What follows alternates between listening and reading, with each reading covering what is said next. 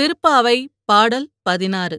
நாயகனாய் நின்ற நந்தகோபனுடைய கோயில் காப்பானே, கொடிதோன்றும் தோரணவாயில் காப்பானே, மணிக்கதவம் தாழ்த்திரவாய் ஆயர் சிறுமியரோமுக்கு அரைபறை மாயன், மணிவண்ணன் நென்னனலே வாய்நேர்ந்தான், தூயோமாய் வந்தோம் துயிலெழப் பாடுவான், வாயால் முன்னம் மாற்றாதே அம்மா, நீ நேய நிலைக்கதவம் நீக்கலோர் எம்பாவாய்.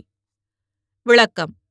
எங்களுடைய தலைவனாக இருக்கும் நந்தகோபனின் அரண்மனையை காவல் செய்பவனே, கொடிகளும் தோரணங்களால் கட்டப்பட்ட வாசல் காவலனே, நெடுங்கதவை திறப்பாயாக.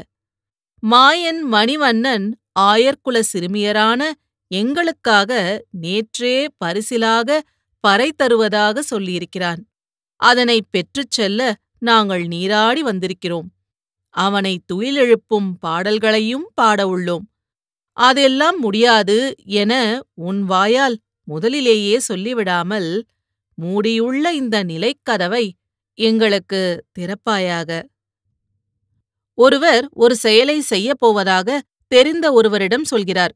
ஒருவேளை அது அவருக்கு பிடிக்காமல் இருந்தாலும் கூட, ஆரம்பத்திலேயே இதை செய்யாதே, நீ செய்யப்போவது உருப்படவா போகுது போன்ற அபசகுணமான வார்த்தைகளை பேசிவிடக்கூடாது. அப்படியா என்று ஆரம்பித்து செய்யப்போகும் பணியைப் பற்றி முழுமையாக தெரிந்து கொண்டு, அதன்பின் இப்படி செய்தால் நன்றாக இருக்குமே என்று சாந்தமாக அறிவுரை சொல்லலாம். சொற்கள் மனித வாழ்வில் மிக முக்கியமானவை என்று ஆண்டாள் இப்பாடல் மூலம் நமக்கு அறிவுறுத்துகிறாள். ஓம் நமோ நாராயணாய.